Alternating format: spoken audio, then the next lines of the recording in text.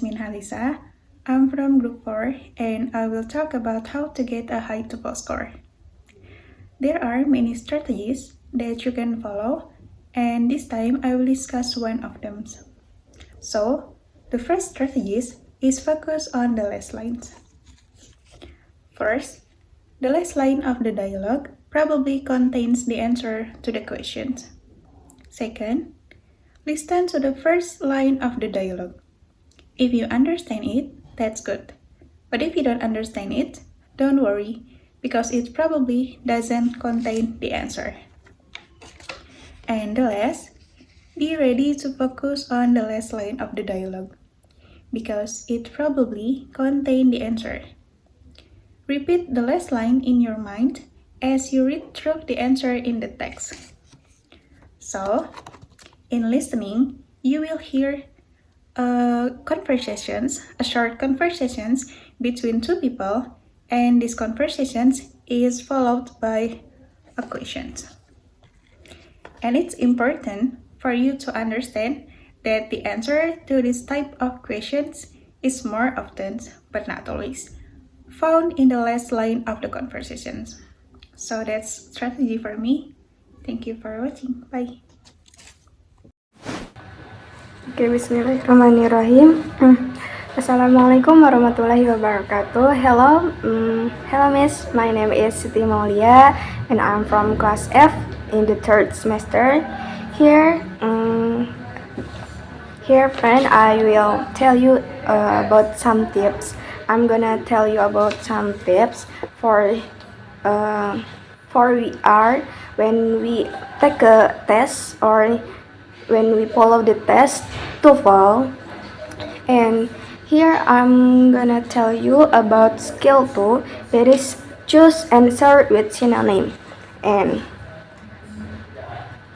in this skill, we have a short dialogue. The short dialogue, there is a man, woman, and narrator.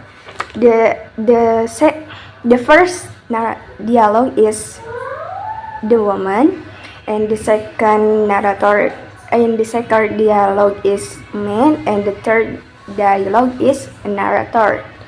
And when we end this skill, we gonna focus, or we gonna underline the verb that can be synonym. The first is, for example, there is the three dialogue. There is woman, man, and narrator. For example, in this in the first dialogue is, why is Barbara feeling so heavy? And the man say in the second dialogue, she just started working in a real estate agency. And for the last, in the third dialogue, narrator say, what does the man say about Barbara? This is the question. And for we answer this question, we gonna look in the second dialogue when the man say, we gonna underline the verb. She just started working. And look at the answer A, B, C, or D, and we're gonna choose the synonym from the man say started working. And we can see in this paper, the answer is B. Why B? We can see in this paper, begin synonym with started, and working is a gerund. Is it right? Is a gerund, and the gerund from working is a job. Is it right? So In this question, the answer is B. She began a new job. For synonym, from synonym, she just started working in a real estate agency.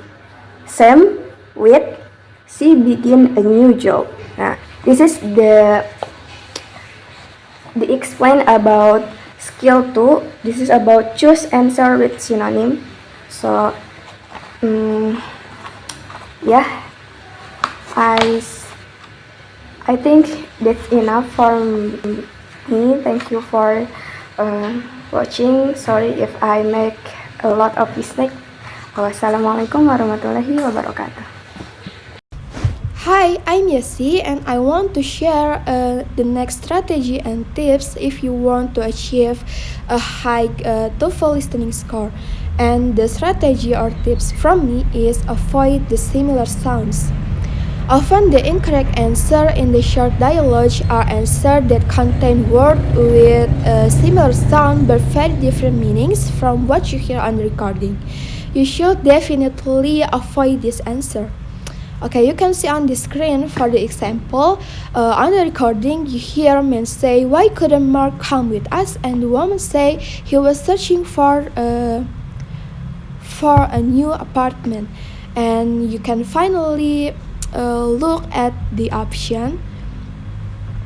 The keyword in the last line of the dialogue are searching an apartment. In answer C and D, the words research and crown sounds like search, right?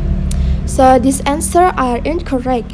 And answer A and D, the word department and appointment sounds like apartment. So these answers are correct too. The best answer, therefore, answer are B. Because in option B, we cannot find the similar sounds with searching an apartment. So maybe the strategy or tips which avoid similar sounds is the first is identify keyword in the last line of the dialogue, and for the second tips is identify word in the answer that contains similar sounds and do not choose this answer. Bye! Another skill is to draw conclusions of who, what, and where, like who is the person talking, what is being talked about, and where the conversation might take place. For example, you will hear a recording about a woman say, "Can you tell me what assignments I missed when I was absent from your class?" And there is a man answering, "You missed one homework assignment and a quiz." And the narrator will ask, "Who is the man?" You will see options like A, newspaper editor, B, police officer, C, teacher, and D, student. The answer is teacher. Why? Because we can conclude that the woman is a student asking for what is the missing assignment, what is her missing assignment. And with the man answering, it can be concluded that the man is the teacher. Hello, Nabila here. So I wanna share a tips to learn to understand about passive voice, or in listening test, we usually call it listen for who and what in passive. It is maybe help you to get higher score at TOEFl, but it's sometimes difficult because you have to know about the simple past, simple present, continuous, perfect, or perfect continuous, or something like that. You have to know about the structure. But don't worry, I have a trick for you. In passive voice, the predicate is always past participle, or we usually call it verb 3. And if the question of the statement is active, the answer is passive. Instead of the question is passive, the answer is active. So let's see the example. She got a new checking account. This is active voice. That means she opened a new checking account. So like I said before, if the question is active, the answer is passive. So the best answer is A new checking account was opened. Let's see the other example. Alice needs to pay her tuition, but her tuition has already been paid. It is passive voice that means Alice needs to pay her tuition, but Alice's tuition has paid. So the best answer is Alice's tuition or Alice's education has paid off.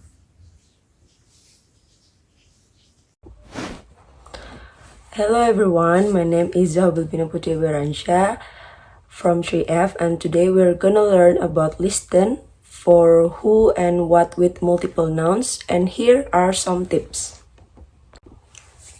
When there is more than one noun in a sentence in the short dialogues, it is common for the answers to confuse which noun does what. Example, on the recording you hear a man say, "Do you know who is in the band now?" And the woman answer, "I heard that Mara replaced Robert in the band." And the narrator say, "What does the woman say about the band?" In your textbook or on the computer screen, you read there is 4 answer option. The first one, there is Robert become a new member of the band, and B, Robert took Mara's place in the band, and C, Mara didn't have a place in the band, and the last one, D, Mara took Robert's place in the band. And the answer is D, Mara took Robert's place in the band. In the woman's response to the man's question, she tells about 2 people, Mara and Robert, and these 2 people are confused in the answers. Because Mara replaced Robert, this means that Mara took Robert's place in the band. The best answer is therefore answer D. The following chart outlines the key point that you should remember about question with multiple nouns. Who and what with multiple nouns. When there are multiple nouns in a sentence, it is common for answers to confuse which noun does what. Hello everyone, my name is Syifa.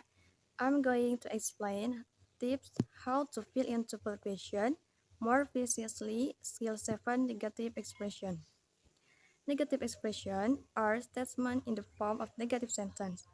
There are 3 types of negative sentence. The first is regular negative, which is marked by the word not.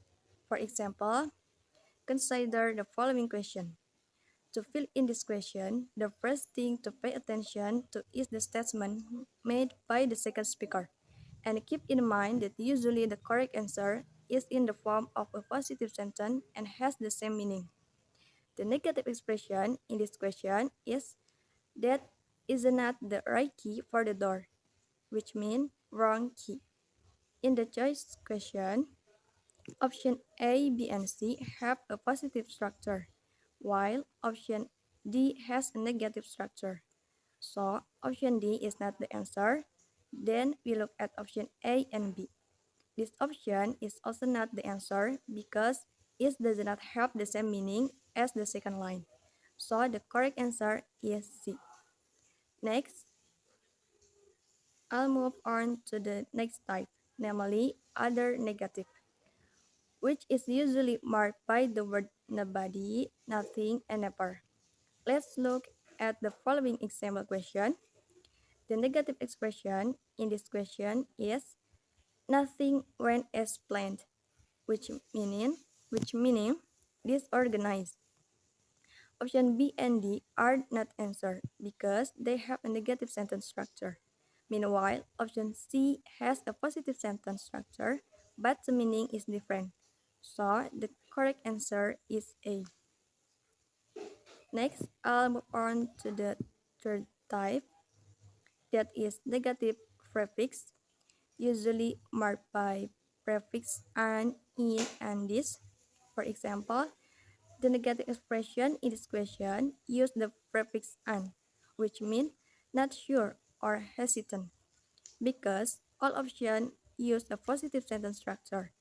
We must choose the answer by really paying attention to the same meaning as the statement in the second line. Since option A, B, and D have different meanings, so the correct answer is C. Hello everyone, my name is Siska Ristanti and today we will learn about expression of agreement. For the TOEFl listening test, expression of agreement are common in short dialogue, so you should become familiar about them. And here are some tips to answer that type of question. 1.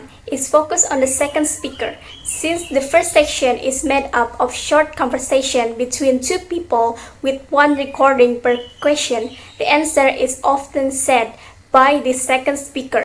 2. Is learn about expression of agreement. Here some expression of agreement outside the standard I agree. You can see here. Alright, now let's move on to the example. Try to answer this. TOEFL Exercise 11, page 56. In this exercise, listen carefully to each short dialogue and question on the recording, and then choose the best answer to the question. You should pay attention to expressions of agreement. Number 1. I'd like to take a trip down the coast this weekend. Me too. What does the woman mean?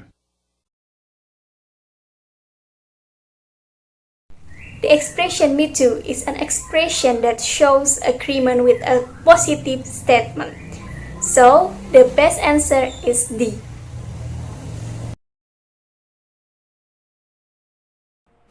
Assalamualaikum warahmatullahi wabarakatuh. Hello everyone, my name is Deandra Herky. So today we embark on a collective exploration of strategies and tips aimed at achieving high scores in TOEFL examination. Before delving into the intricacies of our discussion, let us collectively acknowledge that TOEFL is not merely an examination, it serves as a gateway to broader educational and career opportunities. Therefore, meticulous preparation is the linchpin of success. And so, the first one is systematic preparation. What is systematic preparation? Jadi, first, set clear goals. Let's kick off by emphasizing the paramount importance of setting clear goals in your TOEFL preparation. And second is effective study time. Now, how can we utilize our time effectively? Create a study schedule that makes sense, ensuring consistency. Consistency is a key. Develop sound study habits and be sure to incorporate ample break times. Remember, it's not just about studying harder, but studying smarter. And the third is utilize appropriate resource. Moving on to the third point, choose your study resource wisely. There is a multitude of books, websites, and applications that can assist you. Find a combination of resources that align with your learning style to maximize the effectiveness of your preparation. And there's another tips for each TOEFL section. The first one is listening section. Shifting our focus to the specific sections to the TOEFL. Let's start with the listening section. Active listening and note-taking skills are crucial here. Practice listening to various accents and types of conversation to enhance your listening proficiency. Utilize online resources, including audio recordings and listening exercise.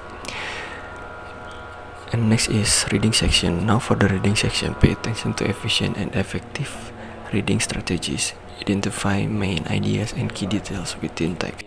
Engage in speed reading techniques and deep comprehension practice to face the TOEFL reading section with increased confidence.